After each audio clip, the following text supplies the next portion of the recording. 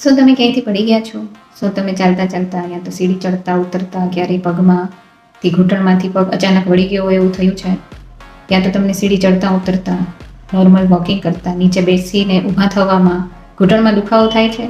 તો દરેક વખતે આ દુખાવો ઘૂંટણના ઘસારાના લીધે હોય એવું જરૂરી નથી. એના માટે ઘણા બધા બીજા કારણો પણ જવાબદાર છે.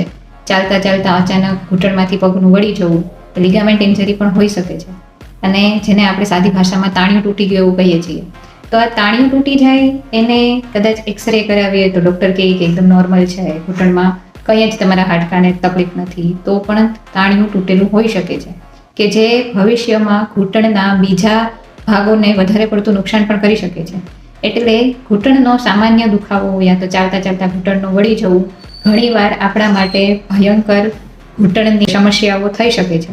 એટલા માટે વહેલી તકે ઘૂંટણની સારવાર લેવી એ આપણા સ્વાસ્થ્ય માટે જરૂરી છે, જેના માટે આપણે જાગૃત બનવું જોઈએ કે સામાન્ય લાગતો ઘૂંટણનો દુખાવો પણ ઘણીવાર મોટી બીમારી ઊભી કરી શકે છે.